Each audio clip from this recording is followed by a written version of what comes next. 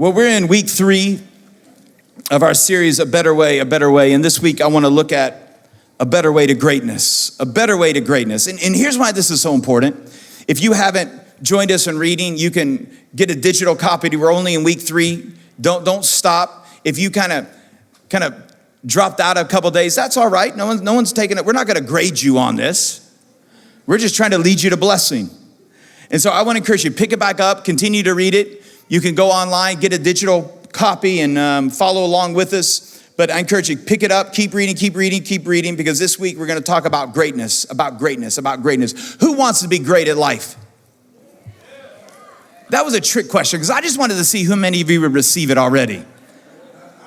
Because here's what I know about you, whether we met one-on-one or anything, here's what I know about you. Everyone wants to be great at life, right? I mean, I've never met someone who says, you know what my ambition is? I want to suck at life. That's my goal. My ambition, I just want to suck at life. I want to screw it up and mess it up and just throw it out. That's never our aim, but yet we end up there. And maybe the reason we end up there is because maybe we don't really know what greatness is really about. And so maybe no one's really asked you, do you want to be great? Why don't you just turn to your neighbor and just say that? Do you really want to be great? Put that in the chat for me. Come on, wherever you're watching. Do you want to be great? Well, if so, then what does it look like? What does it look like to live a life of greatness? The beautiful thing is we're not left in the dark about this. If you have your Bibles, turn to Mark chapter 10. That's the text we're going to go out of. Jesus is actually going to tell us what it looks like to live a life of greatness. Live a life of purpose. Live a life of destiny. Mark chapter 10, Jesus, again, is at the pinnacle of popularity.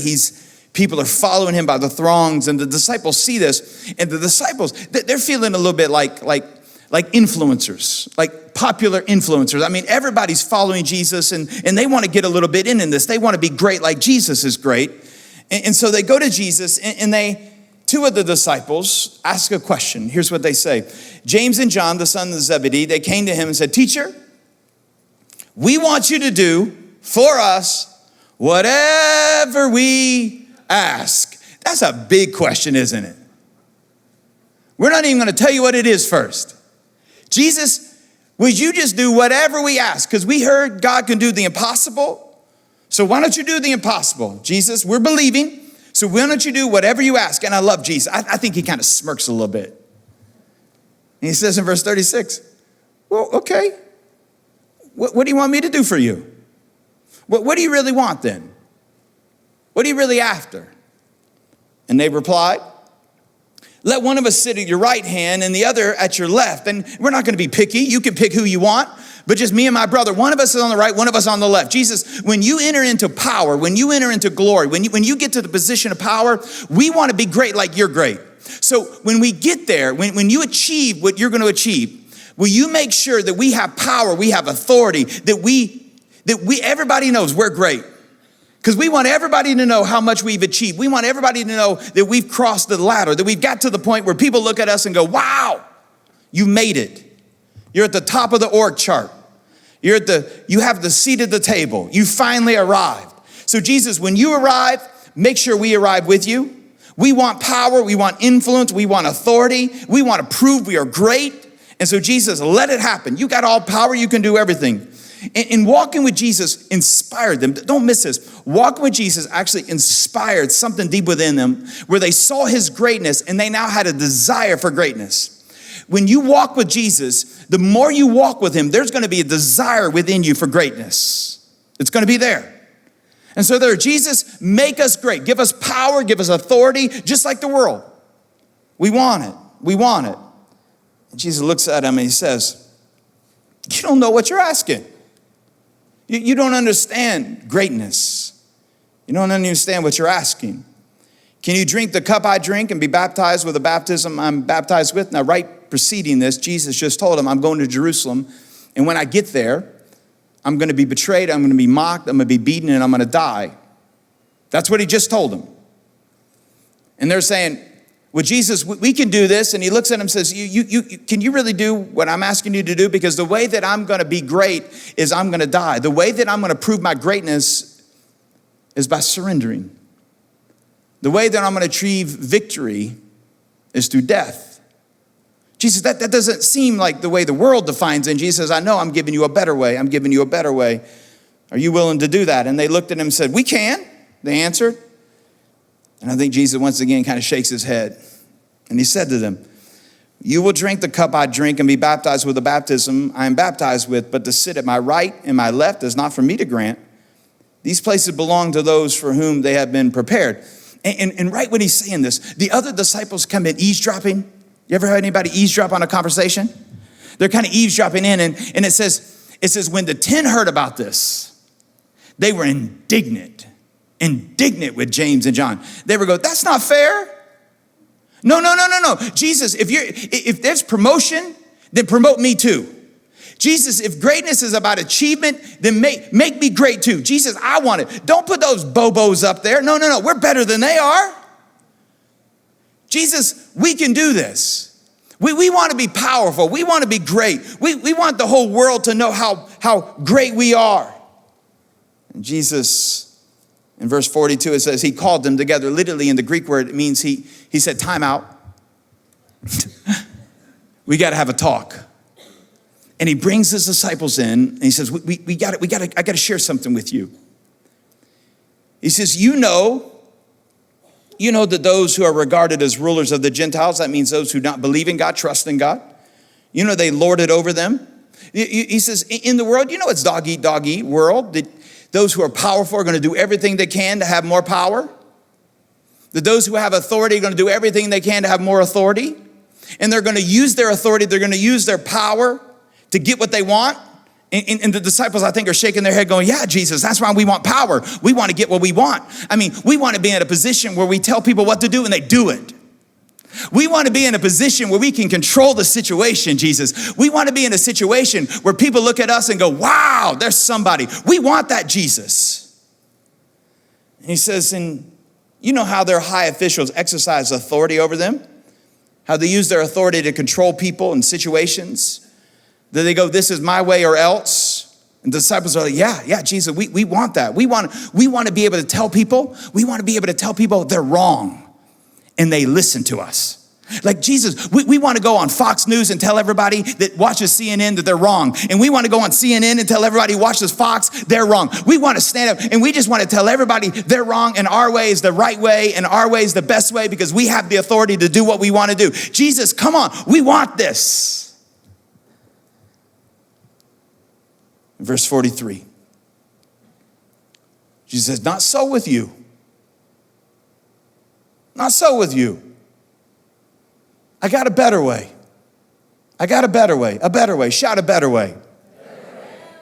So you keep thinking that it's all about accumulating things. I got a better way. You always think it's about using your authority to promote you. But Jesus said, I got a better way. Well, what's the better way, Jesus? Instead, whoever wants to become great. Now, you would think at this point, Jesus would say, if you want to be great, repent. Just pray right now. God, forgive me for the desiring to be great. But he doesn't. He says, instead, whoever wants to become great among you must actually be a servant. If you want to be great, be a servant. And whoever wants to be first must be a slave to all. He's saying, I'm not against your desire for greatness. I'm against the direction you're trying to take to get there. I'm not against that there's a desire within you to do great things. That's God-given. What I'm against is how you're trying to achieve what you think is greatness. See, no one ever taught me this in church. They just told me that I should never desire to be great. They just told me, no, don't have ambition. Don't go after your goals. Don't dream big things. Don't have imagination. Don't fight hard. They never told me about that God actually honors greatness, that God actually desires greatness, that God actually wants you to go forward in greatness. This is why I love Jesus. He's saying, I'm not telling you that greatness is wrong. What I'm telling you is most of the way that people try to get there is the wrong way. It will never satisfy you. It will never fulfill you. It will never give you the ability to feel great at life. You keep trying to prove your greatness. You proving you are great is you getting in the way of the very greatness that God has for you. He says, let me give you a better way. It's not about leveraging your authority and your power to get people to do what you want. It's leveraging the power and authority that you have or those are under you in order to make their life better. He said, let me give you a new understanding of greatness. And here's why. Verse 45. For even the Son of Man, that's a Daniel chapter 7 prophecy, that Jesus says in that moment when he uses that word, he's saying, I am the most powerful person in planet Earth right now. The Son of Man did not come to be served. Now this is interesting because at this point, Jesus is not just the most powerful person in their little group. At this point, Jesus is not just the most powerful person in the Middle East. Not only is Jesus not only the most powerful person in the Middle East, not only is he all that, but he is the most powerful person in the whole entire world. Not only is he the most powerful person in the entire world at that time, but he's the most powerful, influential, authoritative person in all of existence has ever been alive on planet Earth. So when Jesus shows up, he says, I just want you to know I'm the GOAT. There is no one greater goating than me. I am the greatest of all time. That he says, I have all the authority, I have all the power, I have all the influence. He had the authority to do what he wanted to do. He had the power to make anybody do what he wanted them to do. He had all the things that we said, if I just had this, I would feel so great. Jesus says, I have it all. But what I'm gonna do with all my power, with all my authority, with all my influence, and I'm not gonna use it to push me and to make you serve me. No, I'm actually gonna use it to serve and to give his life as a ransom for many. Jesus says, I want to give you a better way, a better way, a better way, a better way, a better way. Jesus, the ultimate GOAT, wants to show us how to actually achieve greatness. And it begins in verse 43. Can I show you something that God showed me? He makes a statement. He makes this statement. Whoever wants to become great. See, you got to want greatness. And you would think at this point that he would say, if you want to become great, you're wrong. You just repent and don't think that way anymore. I don't want you to be great. But he doesn't. He's actually encouraging us to achieve greatness. Don't miss the text. Don't miss the text. I'm not telling you what your grandma told you. I'm telling you what Jesus said. Jesus says, I want you to be great. I want you to be great.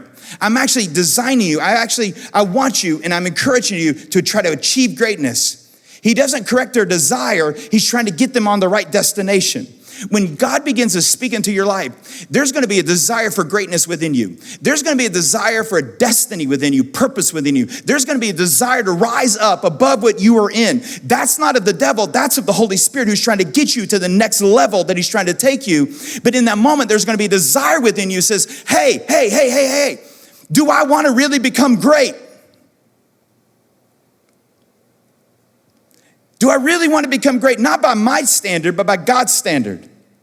So to get there, what you first have to do is you actually have to embrace greatness. You have to embrace greatness as God's vision for your life. Do you realize that God destined you for greatness? God destined you for greatness. God's plan for you is greatness. That's God's desire for you. That's why there's something that burns within you that you want your life to matter, that you want your life to count. There's something within you that aches, that says, I don't want to suck at life. I want my life to mean something. God says, I gave you that. See, I created you for greatness. I knitted you together in your mother's womb because I had a calling that I placed upon your life, not anybody else's life. I'm calling you to the greatness I've called you to. I've called you to do great things. This week, I pray you read this week because it changed my life. Here's just the opening sentence. This is what caught me this week in our devotional book. It said, Jesus desires for you to flourish and achieve greatness in your life, a vision he crafted for you even before you were born. He created and has destined you for greatness. But God's definition of greatness is radically different from what most people think. It isn't about ascending to a position where others cater to your desires to serve you. No. Instead, it's about allowing God's power to flow through you more fully, enriching the lives of those around you. God's destined you. God's destined you for greatness. You just got to confess this. Turn to somebody or put this in the chat. Say, God destined me for greatness. Now turn to somebody else like you really believe you just said it, all right? Like you got to say it like you believe it. Not just, well, God is destined me. No, you got to say it with some some spunk in you. God's destined me. And some of you struggle with that. Why? See, why do you struggle even professing that? Jesus is not against greatness. Jesus is for greatness. He's just against the way that you get there. And he wants you to understand, you'll never live in the fullness what God has for you if you keep undermining the greatness that God put within you. You'll never reach the level that God is trying to take you to when you constantly complain about that I'm not great and I don't even want to be great. That's not of God. God says, I've destined you for this. But the key is found in this one question. Put up 36. Look what it says. Jesus says, what do you want me to do for you? Now that's a big question, right? Because here's where we get off and here's where we create problems. What do you want God to do for you that you believe that you need to have in order to be great? What do you say? If I had this, whatever that is, and everybody's different, but if I had this, whatever this is, I would finally feel like I don't suck at life, that I'm somebody. What is that? If I finally could get this, achieve this, get to this level, whatever it is, what in your mind, what do you say, if I just had this, if I could get this, drive this, smoke this, date this, marry this, be with this, see this, go to this, have this on my plaque on my wall, whatever it is for you, if I could just this, I would finally feel like I'm great. I would no longer feel like I'm miserable. I would push off this desire that I fail at life. What is that for you? See, no one can answer that other than you. And so that's why Jesus starts here. He says, what do you really want? What do you really want? What do you really want? You think more money? You think that job promotion? You think that relationship? You think that thing? You think that thing's greatness when you get that thing? And he says, you keep going through life trying to think of these things that I'll have greatness here, greatness here, greatness here, and you keep entering in, but you miss it because greatness isn't a destination. Greatness isn't about achieving something. Greatness is about understanding who you are and what God designed you to be and making a difference for the living God. You see, when I get this confused, what begins to happen, and this is where it gets twisted. When you begin to ask that question, what do I need? What do I need? And you go, okay, God, here's what I need. I need more stuff or more money or that promotion. And then you don't get it. In that moment, you get really mad at God. You get really ticked off at God and you're going, God, if you want me to be great, then you should allow me to achieve this in greatness. And God says, hold on. I just want to make sure we're on the same page. Because your expectations for greatness is different than God's expectations for greatness. And that's why so many times you get so mad at God because you think God is keeping you from greatness. God's not keeping you from greatness. He's just trying to steer you the right place. He's trying to take you to the place where you'll actually understand that you were meant for something more than just going through the average scenarios of life. See, he's fighting for your greatness. And sometimes to fight for your greatness, he has to hold you back what you think would achieve greatness for you. Because many times, if you achieve what you think will allow you to be great, you don't become the type of person anyone wants to hang out with. Which means you can't actually do what he's calling you to do, serve others. Do you see how tricky the devil is with you? See, he tries to convince you on one end, you can never be great because you don't have this. And then he convinces you what you need to be great is this. So you pursue these things. And once you have it, if you are allowed to have it, you then become the person that can't even fulfill the very thing that makes you great, which is serving other people. Oh, he's wicked, isn't he? This is why I love that Jesus actually speaks a better way, a revelation into our situation. He says, I want to free you from the destruction of greatness. What do you really want? What do you really want? What do you really want? God says, I want you to be great. I want you to be a great CEO. I want you to be great in your business. I want you to be great in the workplace. I want you to be great as an employee. I want you to be great in relationships. I want you to be a great mom, a great dad. I want you to be a great friend. I want all that. He's for you in that. He's for you in that. He's for you in that. But he wants you to use the influence of your greatness not to promote you, but to serve others. God will always get behind anyone who wants to be great to serve other people. He says, I got big plans for you. He has big plans for you. So in verse 43, he says, whoever wants to become great, if you want to be great, he says, let me tell you how to get there. If you want to be great, you must be a servant. Now, you would think he would say, if you want to be great, you need to serve people. But he doesn't say that. He says you don't need to serve people. You need to actually understand who you are to be great. To be great is not about serving people. To be great is when I begin to understand who I am. I'm a servant. See, there's a difference. There's a difference, isn't there? See, if I think that greatness comes through serving, then I'm going to be on that point. I'm just going to wait for the opportunity to serve people. Well, I'll just wait, and God, you just somehow show me people I need to serve. And God, I'll just kind of sit back, and I'll wait till the opportunity presents itself. Most of you, that's how you live your life. That's not greatness. Jesus was very particular in the word that he used. He says, I'm not asking you to serve. I'm asking you to begin to understand who you are. I'm a servant. A servant doesn't wait for an opportunity. A servant creates the opportunity. A servant begins to look at a situation and says, what can I do? And I'll walk into the room to have the opportunity to serve every single person in this room. See, a servant has a mindset that doesn't wait for an opportunity. A servant creates the opportunity to serve. When God says, I wanted you to be great, it's a life that you begin to say, God, I'm going to live my life, not just serving. God, I'm going to live my life seeking to serve. I'm not just going to live here looking for an opportunity. God, I'm going to create the opportunity. God, if you're moving through me and you want me to serve people around me, then God, I'm not going to wait. I'm going to serve people right where I'm at. What would change in your life? What would change in your life if you showed up at work and say, I know who I am. I might be the CEO of this company, but I'm a servant. What would change in your life if you showed up and said, I'm the manager, but that's not who God has called me to be. He's called me to be a servant who's a manager. What would it look like in your marriage? You want to talk about change? What would it look like if you went into your marriage saying, I'm not here for you to serve me, but I want to be a servant to you?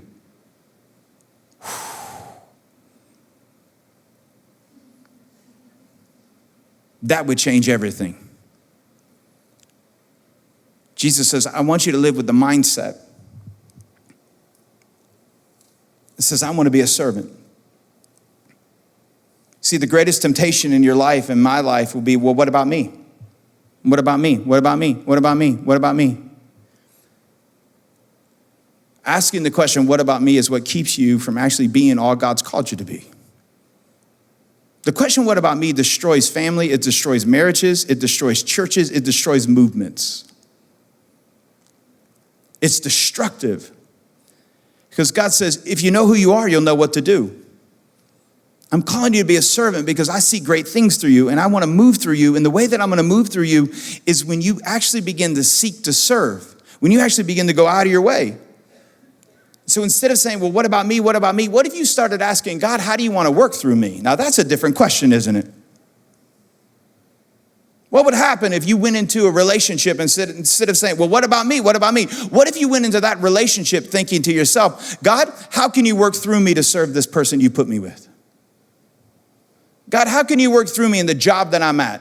God, how can you work through me in this situation? That's how we begin to open our eyes to see that God has called us to be a servant. See, I'm not called to serve. I'm called to be a servant. When I know who I am, I know what to do. Servants seek the opportunity to serve. So I don't mind. I'll declare with every ounce of my faith, I am a servant. I am a servant, because that's the path to greatness. What makes this so incredible is he takes the pressure off of you. This means anybody can be great. Do you see the power in this? Come on, I need somebody to speak back. He actually takes the pressure off of being great, and he says, let me just let you tell you this. All of you can be great if you do it my way. Greatness is no longer about your ability. Greatness is no longer what school you went to or how much you have in your bank account or what car you drive. Greatness is no longer defined about the house you live in or the house you don't have. Greatness is no longer defined by your relational status. Relationship understanding. None of that defines greatness. Greatness is defined in the fact of how many people, God, how do you want to work through me to make a difference in the people around me? That's greatness, and that means all of us can be great. I love a God that looks at me and says, greatness isn't defined by my race, by my religion, by my understanding, by my mental ability, or anything. My grace is defined, and my greatness is defined by the God who created me, who sustained me, who died for me and rose again for me, and who's filling me to be the servant that he's called me to be. That's greatness. I don't care what your mom told you. I don't care what your dad told you. God sees greatness in you. That's why you still have breath. That's why you still have a purpose. The greatness was within you. And so in verse 44, he says, so whoever wants to be first must be a slave to all. Now that turns everything upside down, doesn't it? Because most of the time when we think about greatness, we think about you have to be number one. LeBron, about to break the record, 40,000 points. That's a big deal. That's a big deal. See, we define it, you got to be first. You want to be great? You got to be first. You want to be great? You got to be the best. And Jesus says, let me show you something. If you live your life seeking to be first, seeking to be best, then you're going to view everybody as a competition. This is why the disciples got indignant. They got mad. Because if you live thinking greatness is found in achievement, then you're going to look at what you have compared to what everybody else has, and you're either going to feel like a failure or you're going to feel very prideful thinking, well, I'm better than they are. That's destructive. So he says, you don't have to look to other people. Just keep your eyes on me. But if you want to be great, you have to stop looking at greatness as the extraordinary and start looking at greatness as just being ordinary slave. Oh, if I could get this. We place greatness, we place the value in being great on being the best, doing the extraordinary. Jesus says, I want you to place value on the ordinary. I don't want you to place value on the extraordinary. I want you to place value on the ordinary. Because the way that I work through you is not through extraordinary things. No. The way that I'm going to begin to work through you is I'm going to take you through the ordinary situations. Do you ever realize when God wanted to do something great in somebody, he didn't immediately promote them to greatness, but he had to make sure they could be faithful in the ordinary? This is why so many times you will feel like you're trapped in situations, because God wants to know, can you be trusted with the ordinary? David, before you ever get to be a king, I need to know you can be faithful with some sheep. Moses, before I can ever have you lead a people, I got to place you in a desert to strip you of everything that you've been relying upon yourself to be great and get you to a point where you think you can't do anything, because that's the point that I want to show you that I am the God who can do all things through you. See, I got to take you through the ordinary. And if you're faithful in the ordinary, I'll promote you to do some extraordinary things for the kingdom. But I'm not going to undermine the simple steps of obedience I've called you to do in the very beginning. Whenever God is going to set you up to do something extraordinary, he will always start with the ordinary things in your life.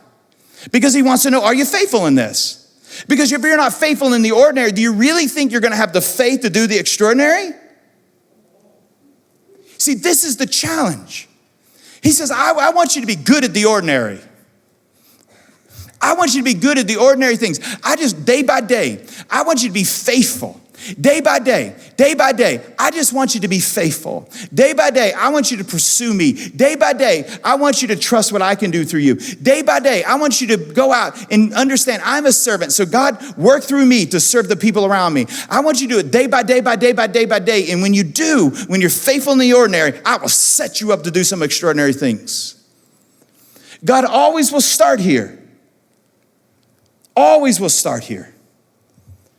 See, God's not concerned about the greatness of the task, but your willingness to be used in the ordinary routines of life.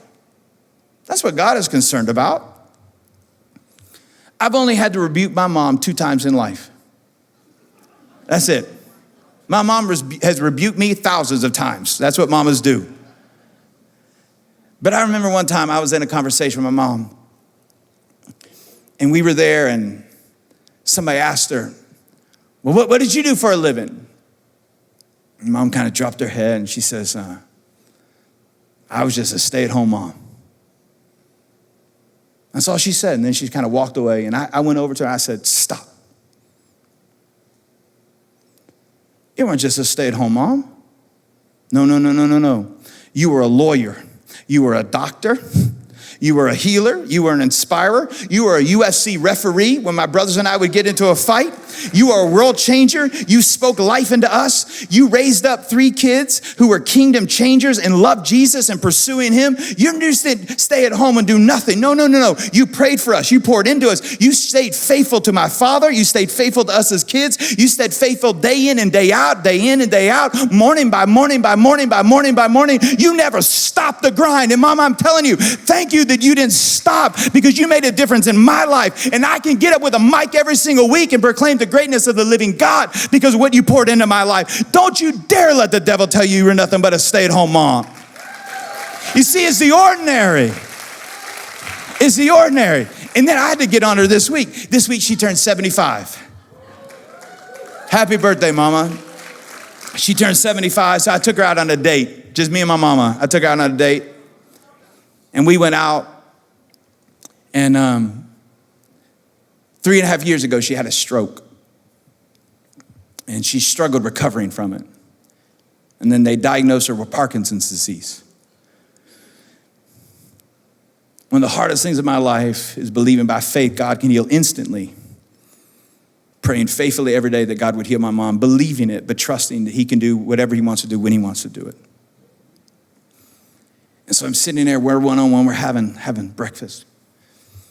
And she begins to tear up. She just looks me in the eye. She says, I just wish I could do more. She said, where I'm at in life, I struggle thinking. I struggle communicating, and I'm not who I used to be. I wish I could do more. I wish I could do more to encourage you. I wish I could do more. I wish I could do more extraordinary things. That's what she was saying. I wish I could do more extraordinary things. And I said, Mom, that's not of the Spirit. I said, you have no clue what the ordinary things that you do every single day has an extraordinary impact on my life. Do you know that every single day my mom has on her phone an alarm clock that goes off for every single one of her grandkids, and at a specific time she calls every one of her grandkids every single day in the morning and prays with them when they answer the phone? You know, there's not a day that goes by that on my way to work, as I drive my daughter to work, my mom doesn't call and pray over my daughter and pray over me.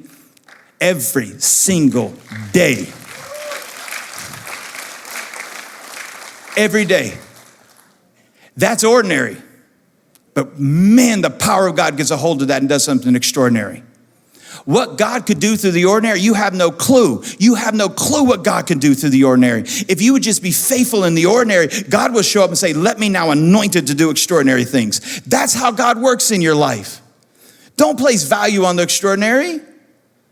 Let's place value in the non-sexy things the world talks about, all right?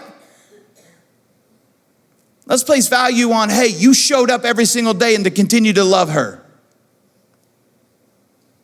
You continue to be faithful to your marriage and faithful to your kids. You continue to provide for your family. You continue to pray for the people around you. That might look ordinary, but in the kingdom, that's powerful.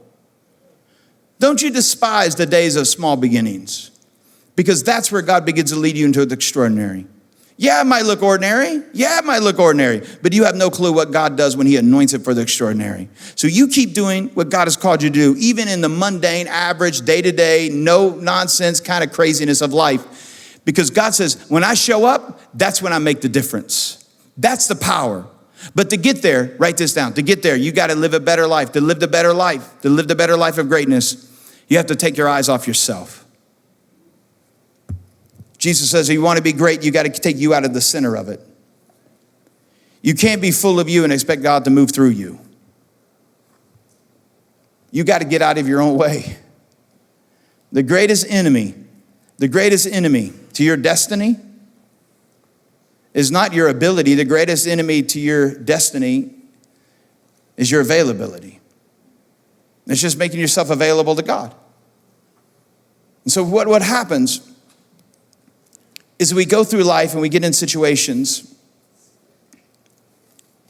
And we want to put ourselves at the beginning. We want to put ourselves at the center. We want to prove we are great. I'm going to prove I'm great. I'm going to prove I'm great.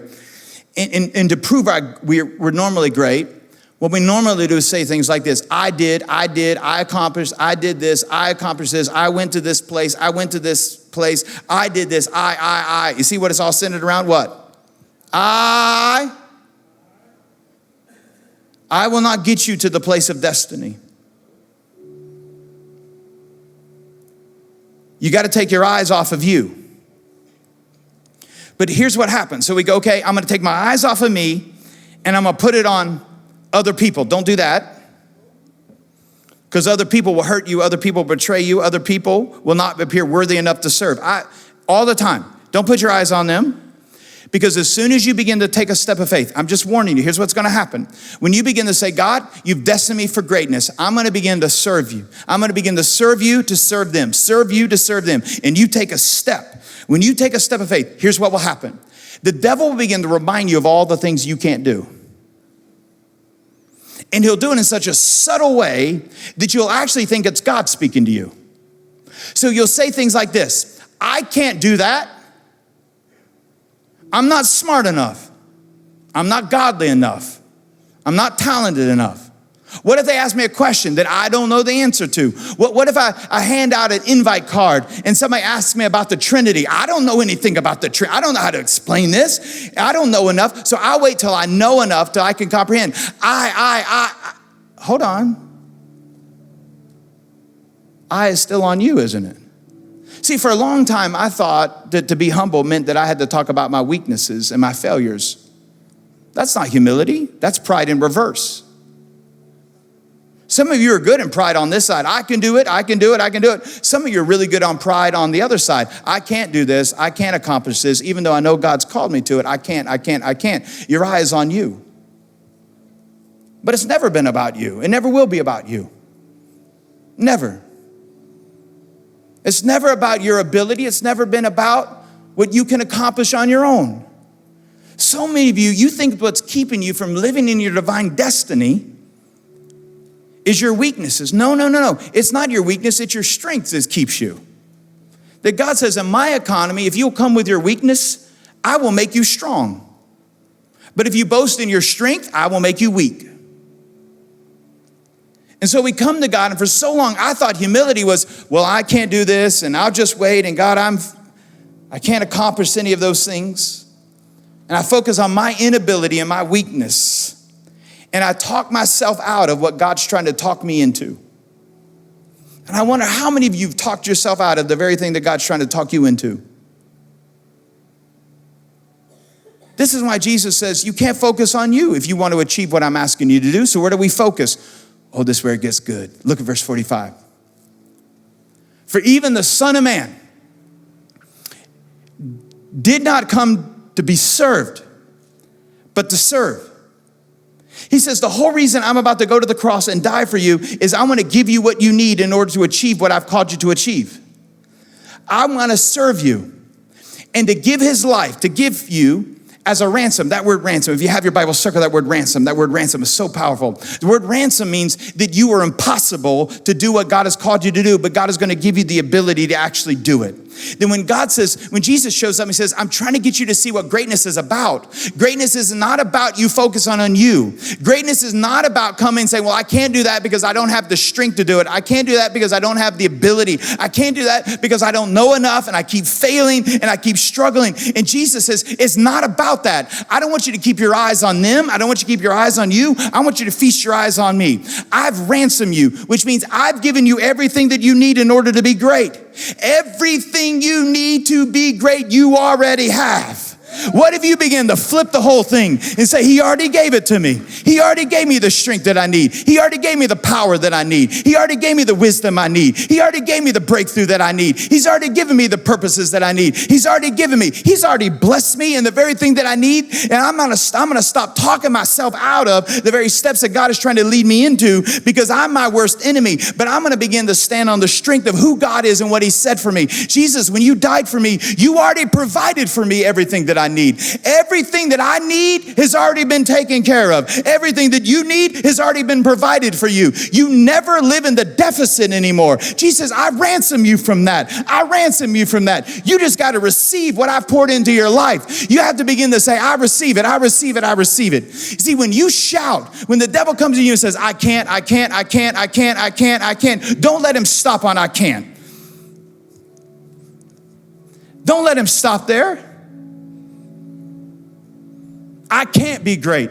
I can't raise these kids. I can't stay in this marriage. I can't be faithful. I can't serve them. I can't forgive. I can't love. I can't. Say, shut up, devil.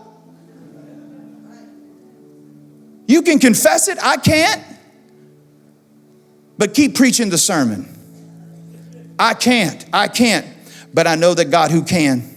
I know my God who can. I know the God who can. I know the God who can split the sea. I know the God who can raise the dead. I know the God who can take Gideon and confess that he's a mighty warrior. I know the God who can take a guy named Moses and begin to redeem his situation. I know the God who can do the impossible. I know the God who can stop the sun in the sky. I know the God who loves me so much that he would die for me. I know the God who can heal me, redeem me, provide for me. I know the God who's watching over me. If his eye is on the sparrow, how much more does he love me more than the sparrow? Come on, will you stand and receive it? Will you begin to say, I can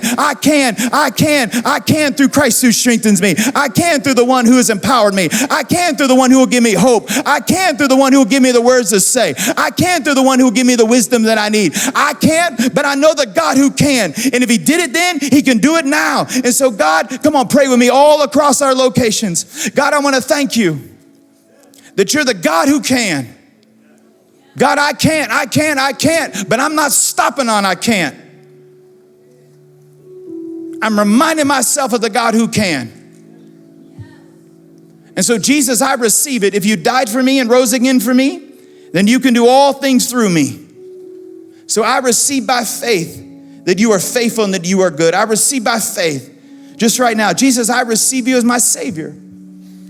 Forgive me my sins. Come into my life. Redeem me. God, I want to be great, but not that way. I want to be great by your way. You gave me a better way. So I'm not going to stop on I can't. I'm going to keep shouting, and I'm going to keep praising, and I'm going to keep rejoicing, and I'm going to keep believing, because I trust in the God who can. And the God who can is what makes me great. And the God who can is the one who's going to give me the ability, because I have a champion. I don't have to strive anymore for this. I can rest in the goodness of my God. I don't have to fight for it. I just have to receive it, because my God can do all things, all things, all things, all things. And I can do all things through Christ who gives me strength. Give him a shout of praise.